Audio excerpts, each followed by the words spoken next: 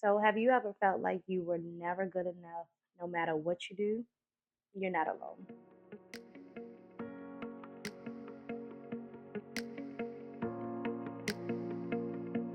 What's going on, everybody? Welcome back to another episode of Giving All of My Experience. I am your host, Rashad, And I'm your hostess, Sade. and today we're going to talk about self worth and why people feel like that self worth isn't good. So, have you ever felt like you were never good enough no matter what you do? You're not alone. Yeah, you're not. That's why we're here today to discuss those things. And the three things that we're going to focus on today is why do you struggle with self worth? Where does it come from? And how do we break free from it? Like Sade said, this is her favorite topic. This is something I know that she has a passion for. So I'm gonna let you start this one off today. Mm, When was the first time you felt like your self worth was questioned? I mean, mine started early on when I first understood what it meant to like a boy or even have some type of feelings for a boy. I would say it started there, and that would be middle school. Middle school, I felt like the peer pressure was really on in middle school because you're coming from elementary to middle. I was a county bounty girl. I went to, dang, I was going to say Mead High. That was the high school I went to. I cannot remember which middle school I started off at, but it's okay. It started in middle It school. started in middle school, um, my ninth grade year, whole bunch of different elementary schools that all come together in this one school. And of course, there were guys, well, boys there that I found entrance in. There were girls who had cleavage and bottoms and all that other stuff. So you kind And of felt like because you didn't have that full yeah, because package, I didn't nobody wanted to have talk to those you. things, I didn't feel like no one would pay me any attention. I get it. I get it. So I had braces, bad acne, and I wore glasses. So I definitely was like checking off of all of the check marks of being a nerd. So I didn't feel like I was worthy for anyone to even look my way or even pay me any attention. And that also stemmed from my dad not being so present in my life. He was in and out of my life all throughout elementary school. I mean, yeah, elementary school, and it was just me, my mom, and my sister. So we didn't really talk much about, like, we talked a little bit about self worth, but it wasn't really a big topic in our house. If y'all listened to our last episode, my mom's only concern was that you better not get pregnant. Yeah. So don't bring no babies home. We didn't really talk about how, you should have self worth, how it's important for you to love on yourself and find love within yourself without trying to search for all those things that I was searching for in middle school. I So, get it. yeah. Yeah. I think mine's kind of happened. I want to say probably about the round time, like middle school, transitioning to high school, and mine's was more so just because of the fact is that I wasn't as popular as everybody else. That too. Yeah. Like everybody around me growing up, not like my childhood friends, but like when I branched off to go to high school, everybody was coming from like different Pop Warner teams, football, little league football teams, like Mm. playing for Charm City Buccaneers, or they play for the Park Heights Saints, or they play for Secret Society or First and Ten Cowboys. And me, I played for Mary Robin Raiders, and Mary Robin Raiders were pretty big in the early 2000s. Mm. But when I started playing for them, they really wasn't as big anymore. So when I started going to like different schools or different camps, I was always like the kid that nobody knew because I didn't go to the popular teams. I didn't play for like the Charm Cities. Like I played for them early in my life, but going into high school, I played for Mary Robin. So I was adding my popularity to my self worth. So I felt Mm. like, oh, because not a lot of people knew me, uh, I wasn't as talented as the other kid. And then on Yeah. top of that too, my mother, she didn't believe in the flashy stuff. She didn't believe in buying the Nike Same. cleats, and she didn't care about me having Nike leggings and Nike Yeah. shorts and stuff like that.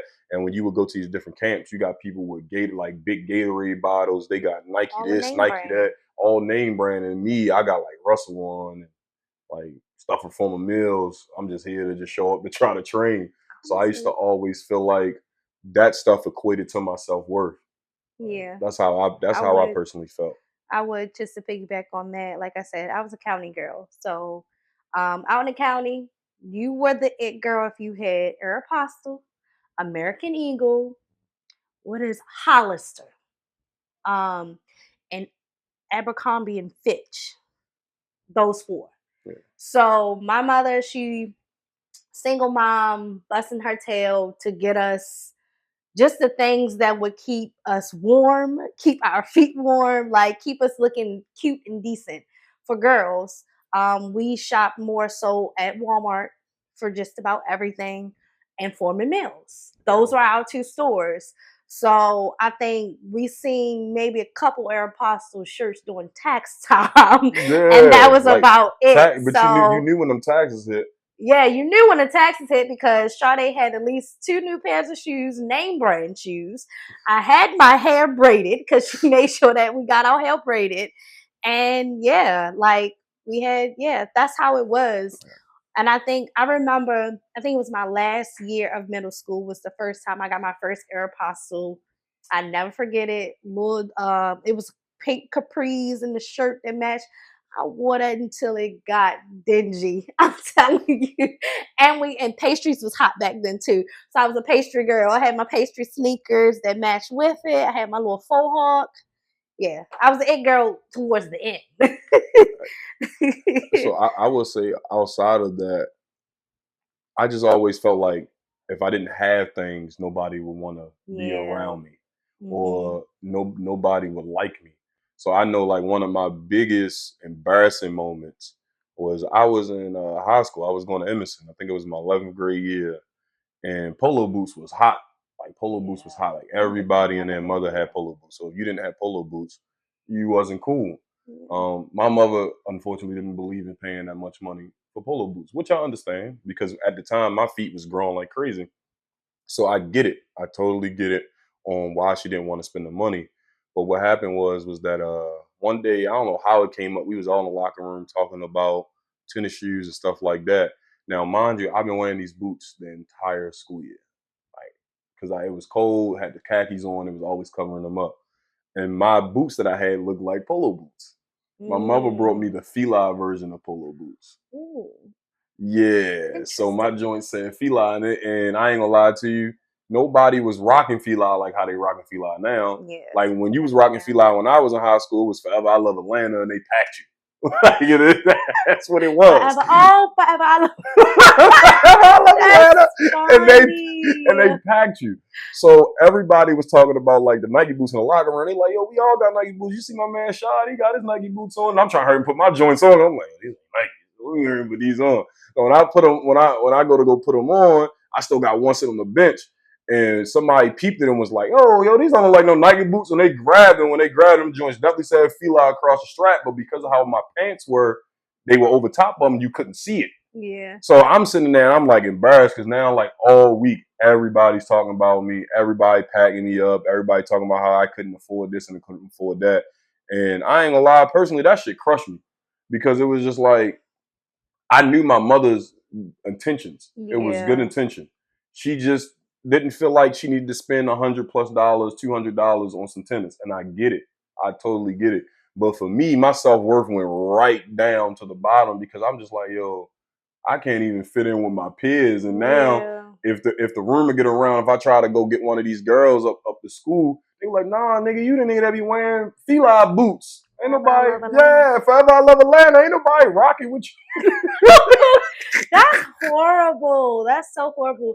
That reminds me, just to fast forward to high school for me. My best friend at the time, she was a very privileged. She came from PG County. She was a very privileged girl. Her mother was a lawyer.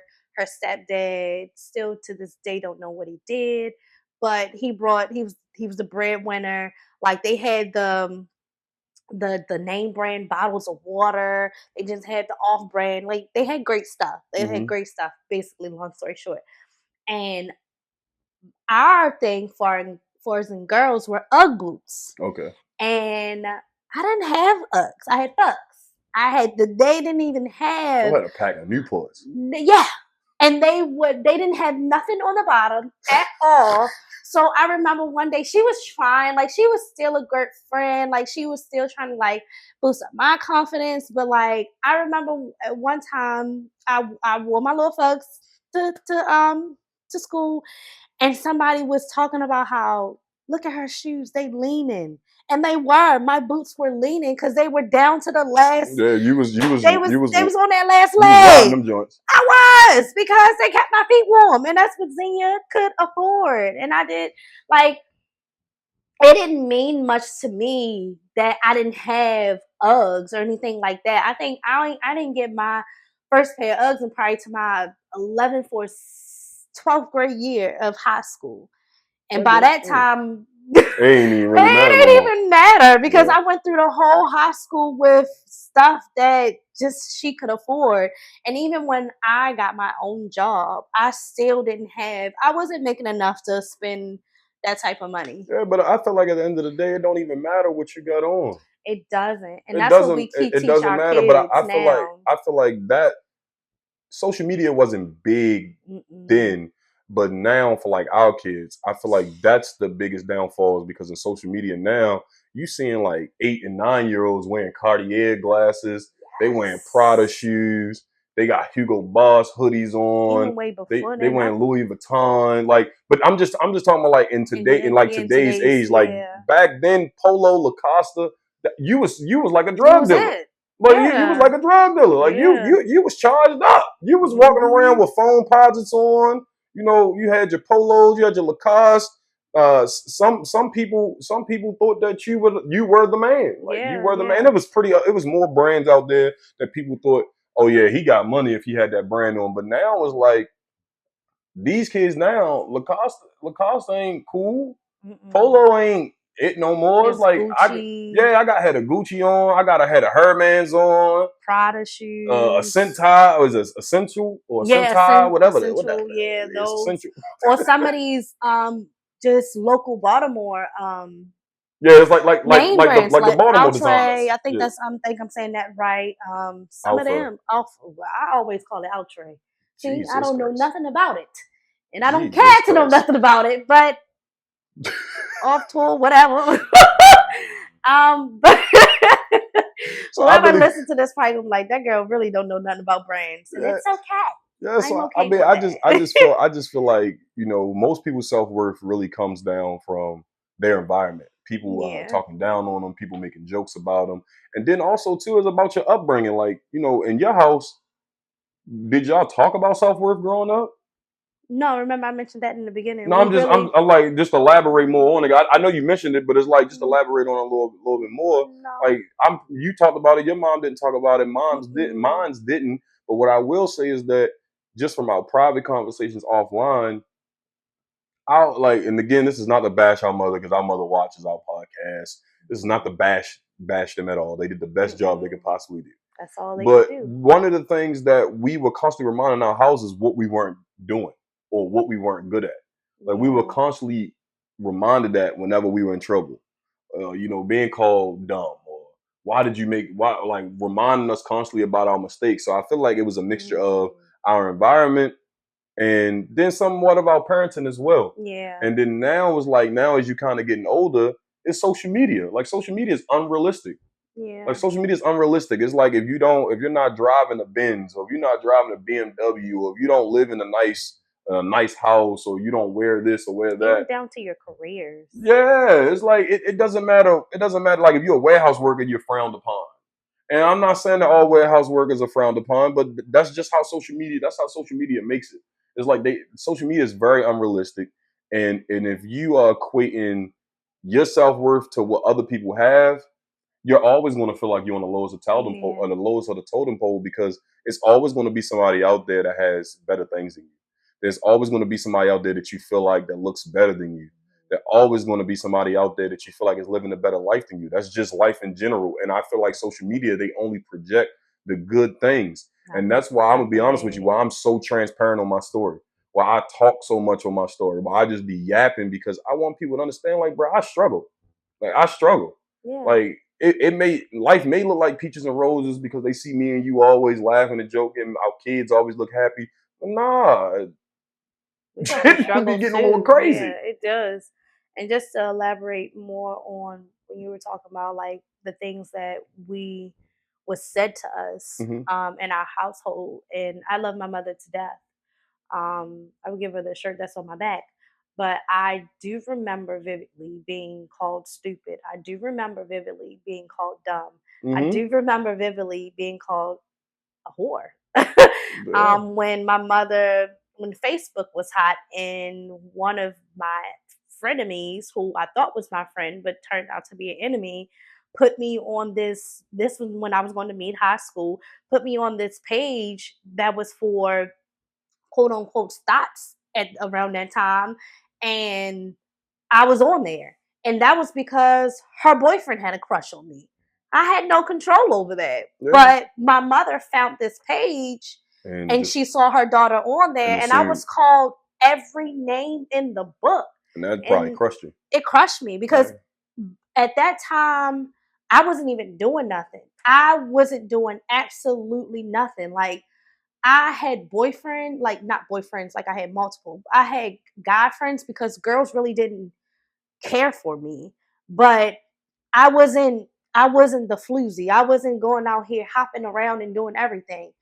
And it only didn't start in high school. I think it also I'm not I think I know it happened also in elementary school. I remember one girl, I think I told you this story before.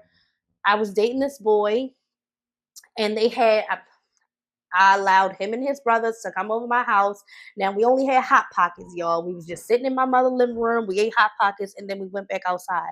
But his cousin thought it was okay to call my mother's house and tell her that I gave her cousin a hickey, but she pretended to be his mother and was like, "It's infected." My mother banged me in my eye and threatened me. I remember like so vividly. And this is not again to bash my mom, but I these are just the things that I remember coming up on in my childhood that also made me feel less than, Yeah, I get it. made me have the lack of confidence in the things that I am still going through as an adult. Yeah, and I kind of feel like that, we just got to remind ourselves that we weren't born to doubt ourselves. No. Like we weren't born to doubt ourselves. It's either someone or something made us doubt ourselves. Yes. And now we just got to figure it out. And that's what we're in the process of doing it right now because I feel like now just kind of segue into the next thing is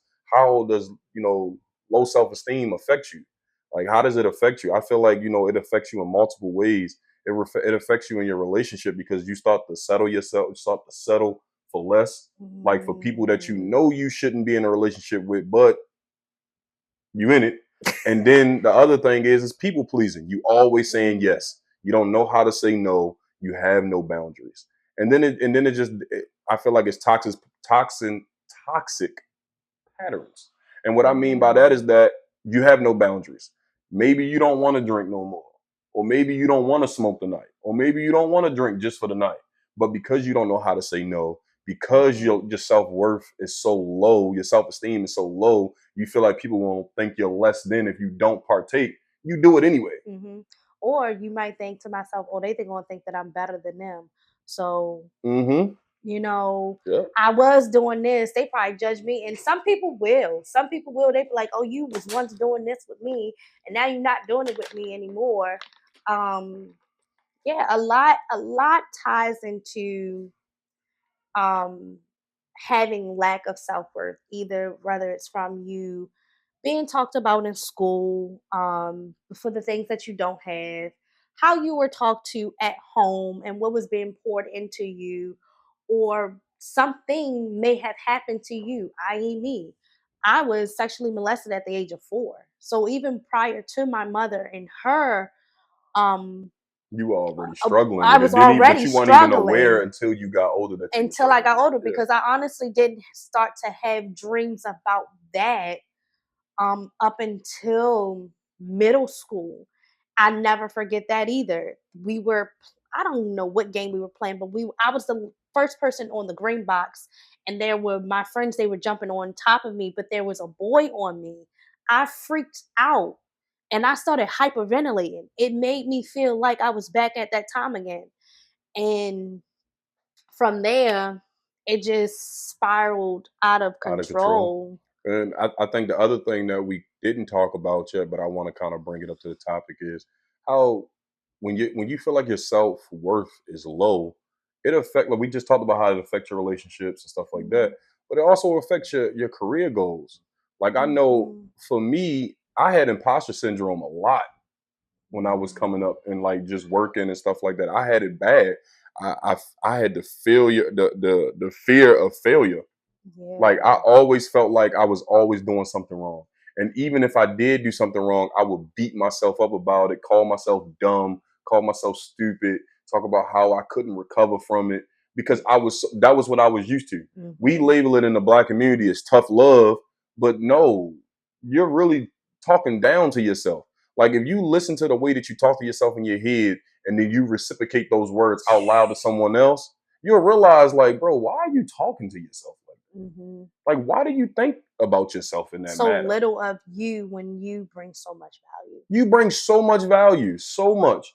And I think we tend to look away from the value that we bring. Mhm. Like for me, it was like I used to always tell people all the time about how I hated talking. Like I hated Public talking. speaking. I Yep. do not like public speaking. But then God kept putting me in situations for me to public speak. On the football field, I was named the football captain, so I would talk to my Mhm. teammates, everybody from different cultures, different backgrounds. When I got into like really working, I became a supervisor very early, which Yes. made me start doing like team huddles. I'm inside of meetings with other managers and supervisors, and I got to speak on the game plan, things that we didn't succeed on, things that we can get better on. All these like God kept putting me into these rooms, into these spaces where He like, bro, you keep telling yourself that you can't talk or you can't speak, but I keep giving you examples of it every day. When are you going to Mm. believe in yourself and believe that, bro, you're a hell of a speaker? People want to hear you talk sometimes. They want to hear what you got to Yes. say. Like, even though you do be yapping, because I be yapping. Mhm. I Like, think we all do I because we all be, got something to say. yeah. But I feel like I would say like 70% of the things that I be talking about is valuable. The other Mhm. 30, I just be out here. I feel like give yourself a little bit more credit. I feel like at least I wouldn't even say 70. I would say 80% of the things that you say is It's valuable. is All right. Thank you for valuable. getting my Is flowers. I'll take valuable. that. I'll take that. Because and I say that because I remember like we as the people, as the people who are criticizing ourselves, we don't see it. But the other person on the outside of it will see way more value within you than you see within yourself. Mm-hmm. I had been told that ever since I had took that leap of faith of going back to work back in when the pandemic was all said and done, and I had no choice but to go back to work. My first job was being a what's it called? What was it called? Not resident liaison, but an activities assistant. Mm-hmm. And I had the toughest unit in that building, which was a unit where none of my residents could speak, but I could speak to them. I never forget some of the residents that I had that came out of their situations that just by me speaking and talking to them. And back then, I really thought very low of myself. I didn't see But me didn't to even know how have powerful you were. any value Yep. whatsoever. I had one woman come in, she was suffering from drug overdose, couldn't even speak, but wound up moving from a trait unit floor to getting her trait taken out, being able to do therapy and everything. And she was able to start walking around everything. But that was just by me speaking to her every day, doing daily devotions with her every day, Putting in making that her time. feel heard, making her feel seen, doing her nails. People be looking at me like I'm Now, if you could have took crazy. that energy and put it on yourself, girl, where would the hell you be? I Like that, know because and that's not to judge you, but that's just the no, truth. no, that's true That's the because truth. we love, and another thing of us who are wounded and who don't see the value within ourselves, we love to give. We're big givers to other people, but then you're right to your point. I would still go home and feel so low, and Hmm. still feel low, like I didn't Like do you ain't do nothing. Like you ain't anything. just accomplished something. Like you ain't just have a person who was unable to speak. And that Speak, happened because walk, you were pouring into them on a daily basis, and you were reminding them how how strong they were. But yes. then we tend to not do that to ourselves, and Hmm. that's the next thing I was actually about to talk about: our mental and emotional health. Those negative talks that we have with ourselves. Like Oh, I have it all the time. Like I have it all the time. I remember when our money wasn't the best. Like we were still trying to figure things out, and I would go in the bathroom and I'd just sit down on the toilet, and I wouldn't even use in the bathroom. I'd just be sitting on the toilet, like fully clothed. And I'd be having my eyes closed, head down. I'd be like, bro, what is wrong with you? Like, why do you constantly keep making the same mistakes? Like, why are you being so stupid? Like, reminding myself of all the negatives, but I didn't remind myself of the good that I may have accomplished throughout the week. And I feel like that's a big thing that we don't understand how it self sabotages us. mm, And it drives us to do the different things like drinking and smoking. And again, I'm not saying that drinking and smoking is a bad thing. I feel like drinking and smoking is a bad thing when you're using it to suppress your mhm. emotions. When you're using it to run away from your reality, that's when it becomes bad. That's when it becomes toxic. When you're doing it to celebrate a friend's 30th birthday, maybe you graduated from college, Yeah. maybe somebody got a big promotion, cool. Having reasons behind Yeah, man, I'm not saying doing like, what you're doing, not just to be doing it so that you but can run because away but from because you like, reality. oh shit, I still ain't pay that bill. I'm gonna go out and party. Because I'm trying to what that song? I'm gonna dance my Yeah, pain dance my away. pain away. I got I got problems. Yes. problems. Yes. No, Dance my pain seriously. away. I got problems. And I would say that my self worth, it kind of hindered me because what happened was when I became a supervisor and I became a manager, because I thought so low of myself, I felt like I couldn't have constructive criticism conversations with my Mm, employees or the people that I was working with because I couldn't even have constructive criticism talks with myself.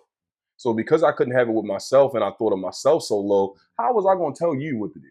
yeah. Or how, like in my mind, I used to think to myself, like, well, if I gotta tell him he can start coming to work on time, how am I gonna tell him that?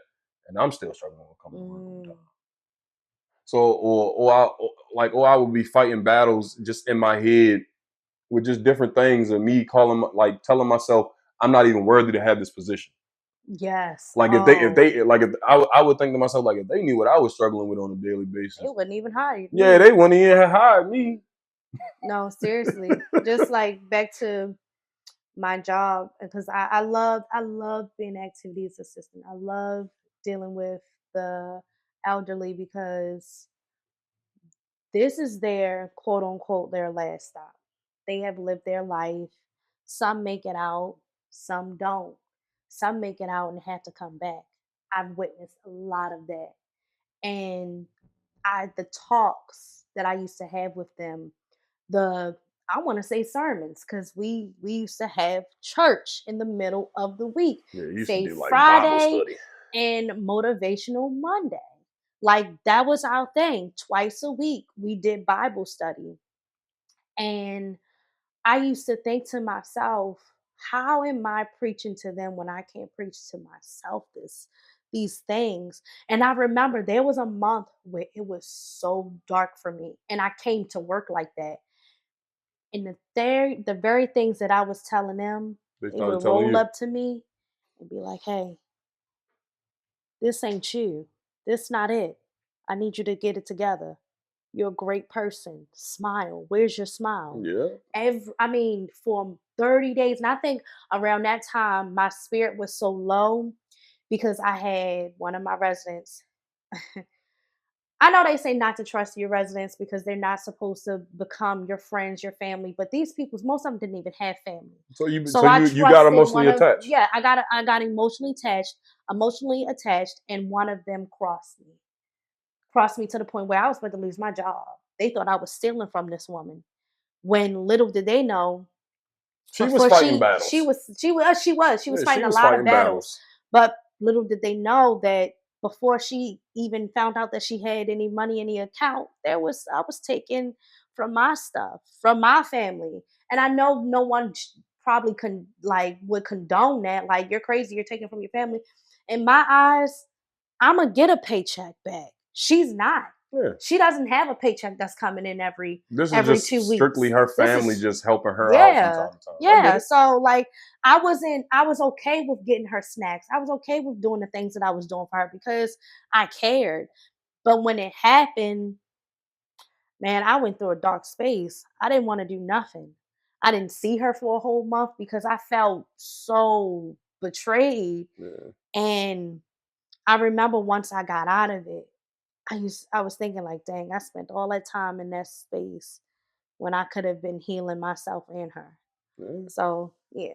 And I mean that kind of goes with my next part is that self worth has nothing to do with how others treat you. It has all to do with how you treat yourself. Yes. And what I would say to that is start paying attention to how you talk to yourself. Like we just talked about that. Mhm. Reminding yourself of the things that you aren't doing good. Remind yourself of the things that you are doing good. Like maybe it's something simple. You got to work 30 minutes early every day this week. Yeah, just shout yourself out. Round of applause, like round of I applause. love getting to So work it's like 30 minutes early. I would just say to you, for the people that's listening to this, is start paying attention to how you talk to yourself. And would you talk to your best friend like that? Mhm. And also, what I'm learning in therapy, which I'm still like grooming and with myself, is what's the lie? What's the lie in this thought? Hmm. If you're telling yourself you're a stupid, what's the lie in it? Um, I would say I've dealt with a lot of that in the beginning of us being in school, going back to school, not at the age that I thought I was going to go to school, and which was straight out of high school. I didn't go to college straight out of high school. I started to go to school once I was, well, it was like what, 25 Hmm. when we started school. So I used to tell myself every day, "You're dumb. You're stupid. I don't even know why you're doing this." But what's the lie behind it? Because I was passing my classes. I maintained for 3 semesters straight a 4.0. But yet I was telling myself that I was dumb, I was stupid, and I wasn't worthy. Excuse me, y'all. I wasn't worthy of because I need my phone for our closing, but that's on route I reach for it. But I wasn't worthy of um of being a student, of being a student. And I'm still maintaining. I might not have my 4.0, but I'm still maintaining a B average in college. And I have my work, um, 6 kids that I deal with every day at school. I have my 3 that I have full time, and then 4 on the weekends. I have a husband. Like, I'm Dang, so you got maintaining. 3 that you deal with full time and 4 on the weekends. Yes. So that means 7 kids. My bad. Look at you adding stuff up. Hush. But and when I tell people that, like at my job, like moms who don't made their kid don't go to my class, of course, because their kid is older, they are in shock. My therapist is in shock because she was like, "You have all this stuff going on. Like, you don't even understand how much value that you're putting out here." Yeah, So my therapist told me the same thing on ask Wednesday. yourself, when you're going through those spaces, what is the lie in this comment that I'm making to myself? And again, like to Rashad said, would you talk to your best friend like that? Yeah. Yeah, and I mean, we touched on where our self worth issues started coming from, how it affected us. So the next thing I would say is, how do you fix them? Like everybody out here listening, they like, all right, Fix. y'all talking about all this self worth, how it affected us, where it came from, but how do you fix it? And before Sade get going, because you can see the books in her hands. For the people who listen to the audio, you can't see it, but Sade has 3 books in her hand, and she couldn't wait to show you guys. But what I would say is you start. The first thing you got to do is you got to rewrite your story. Like you Yes. gotta start Because you're challenging able those negative to. thoughts. Start challenging those negative thoughts. Like Mm-hmm. you just said, where is the lie in these thoughts? Yes. Where's the lie? Like What's the start lie? What's the challenging these truth? negative thoughts. Um, I would I would say finding your purpose. And the only way that you can find your purpose is by faith and praying to God. And Mm-hmm. that's how you find like I feel like everybody equates, I said everybody looks for. Everybody equates self-worth with validation and success. I would say that self worth is way beyond that. That's something that you got to figure out within yourself. Nobody should validate Sade to tell her that she's beautiful for her to feel beautiful. Mm-hmm. Nobody should to see Sade riding around in the BMW be like, oh, Sade got money. That only person that should be validating that and within themselves is her, and vice versa me. Like one of my biggest things is that I struggle with my weight. Well, how are you going to fix that? You're going to get into the gym. You're going to make sure you're eating clean. Mm-hmm. You're going to make sure that you're putting yourself on a schedule. You're going to make sure you're checking your macros. You're going to make sure you constantly checking in with your doctor to make sure that you know your calorie intake is the right way. So these Yes. are the things you got to do. You got to challenge yourself. And the last thing I would say is you got to set boundaries. Be around the right Absolutely. people and protect your damn energy. And I'm sorry for Protecting cussing it. on that part, but protect your damn energy. And you have to protect your energy at all costs. You got Yes, to the stop enemy being is around people. always working. Yeah, you got to stop being around people who just want to suck the life out of you. They want to complain about everything. They so focused on the problem that they can't see the See the solution. solution. They so focused on the problem that they can't see the solution. So you got to start putting yourself around people that want to do things on a consistent basis. Like-minded people. Yeah, like-minded people. So let's go ahead. I'm gonna let you go ahead and get into your books. Go and show them your So books, maybe. some of the things that have helped me tremendously. I'm not a big reader, but I have a lot of books. I've gained a love to read. One of the books I didn't get to bring down here because I can't find it. One of the books that helped me get out of my head was actually a book that's called Get Out of Your Head by Oh, Jamie that book's Allen upstairs on my dresser. yeah. I thought it was. So I read that book twice because you can always gain new knowledge from rereading a book. That is an amazing book that will help you get out of that spiraling out of control mindset. Another one that I have here, if you can see it clearly, is called Fear. It's Not the Boss of You. It's by Jennifer Allwood. And again, you can find these books on Amazon for a very great price. Another one that I read this one twice as well. And I've read this one only once. I'm actually going to get back to this one because I need to You're um, more than enough. remind myself that I'm more than enough. I'm having a Yeah. little bit of battle with the pregnancy and all of my hormones that's going on right Now I now. feel like I So gotta show a book. I told you should bring a book. I'm gonna Bring bring your a books book. out. More than enough. It's a great Bring me a book. confidence Jealous. booster book. I mean, this woman went through a lot of ups, a lot of downs. So this is a great book for women. And then this one, my sister in law had got me um 3 Christmas ago, and I finally finished reading it like last year. It took me a The Power of while. Now. The Yeah, I Power like of that book. Now, and I this listened is to just audio. a great book that will help you get out of procrastination, Hmm. that will help you get out of your own way when you're stuck. And I'm a big procrastinator. And I'm getting better. I wouldn't say I'm a big procrastinator because I'm getting better at it. But it's definitely a great book to read. And again, you can find all of these books on Amazon. Yeah, because Sade brought out a book, I got a little jealous, so I'm gonna show people my book. My book is by my main man David Goggins. Can't Hurt Me. You Can't Hurt Me. Mastering Your Mind and Defying the Odds. This is a great book right here. I don't. Yeah, Yeah, there you that's go. yep. And this is a great book. This is a great book. David Goggins really just talks about his childhood was a nightmare. He talks about his upbringing. He talked about his weight struggles Mm-hmm. and how he just didn't want to be around himself, and he would remind himself every day that he was fat. Just negative talks, and it's a great In a book. real I don't harsh want, light. yeah, in a very harsh tone, very harsh tone. It reminds me of myself because I'm gonna be honest with you. One of the things that I am practicing on is how I talk. But because of my environment, because of my upbringing, all I know is tough. Sometimes I come off very aggressive because that's how I respond. When I was on the football field and I had a very timid coach, I didn't respect him because he was timid. It's like, man, talk to me. Put some bass in your damn voice. You feel me? Yeah. So like, I mean, that was just me. So for me, I really grasped with that book because like Sade said, it's very aggressive, man, a very aggressive tone. But the one thing I would say I got from that book was your self-worth is not up for negotiation. Mm-mm. Your self-worth is not up for negotiation.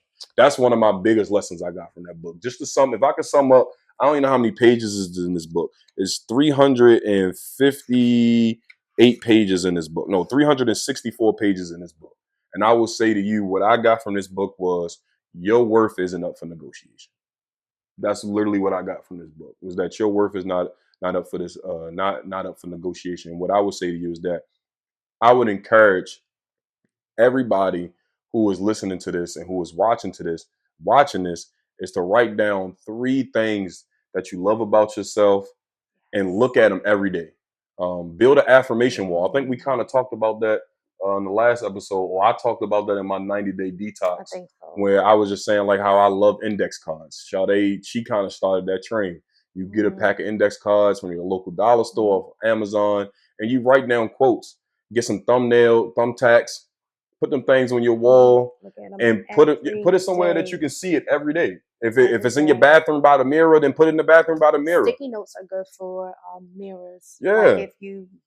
if you live with children, if you have a second bathroom, like I've been thinking about this honestly, to get back to the sticky note thing, just because like I said, the pregnancy has it just sent me in a whole whirlwind with confidence and everything like that. So I was thinking about doing that because I did that as well in the beginning of my self love journey Hmm. in 2020. I had literally a journal that had 5 pages of different things that I would read daily. God loves you. Your kids love you. Your husband loves you. I love you. Just Yeah, talking just to reminding yourself myself, on a constant basis of what's daily going on. reminders and affirmations because the mind is a dangerous place. The mind is a That dangerous joint play place. hella tricks on you, but I tell you that. Right now I'm taking up school in psychology, getting my bachelor's in psychology, and I love the mind. I love how it works. It may be a dangerous place, but it can be a peaceful place if you allow Hmm. yourself to step into that peace Yep. that you have within inside of you. Because building self worth, it's a lifelong process. This is Yes. not, It's not a uh, sprint. yeah, this is not something that you just get over. This is a Mm-mm. lifelong process. It's a Lifelong marathon. process. Uh, I just feel like you have to be intentional about your self worth journey. This is not something that you can just do for a little while and then you just fall off the wagon. You have to be intentional about it. Is your self worth is, like I said earlier, is not up for negotiation. My life coach, Corinthia Williams, used to say, self love is not selfish, it's necessary. It's I like that. necessary for you to love on yourself. It's necessary for you to know that you're worthy. It's necessary for you to know that you're loved and you're cared for and you're valued. It's necessary because if you don't, you're going to feel unvalued. You're going to feel like no one loves you. And then you're going to start looking for love in the wrong In places. the wrong places. So Yes, in the very wrong places. So, you got anything before we close this out? I do. I have 2 Bible scriptures that I have that I hold dear to my heart, and I hope that me sharing this you can hold dear to your heart. My first one is from Philippians 4, verse 13. I can do all things through Christ who strengthens me. I have that on my wall. I put that on my kids' wall because I want them to know you can do all things through Christ who strengthens you. He gives you strength each and every day. Each and every day that you wake up in the morning, think of it like has called your number. God Okay. has called your number, and that means that you still have work to be done. And He still has a plan for your life. He's giving you each and every day. Also look at it as like you're getting a new slate. So whatever bad stuff you told yourself Sunday, he gave you today to tell yourself totally something different. You are the author of your story. You can change the narrative. That's another thing that I tell my kids. The second verse is from Second Timothy's chapter 1, verse 7 is for it says, "For God has not given us a spirit of fear, but of power, love, and of sound mind." That means He gave you power over your mind. You can have a sound mind, which means a peaceful mind, if you choose to take Look at the prayer warrior. that route, because each and every day is a new day for you to have new mercy, new grace.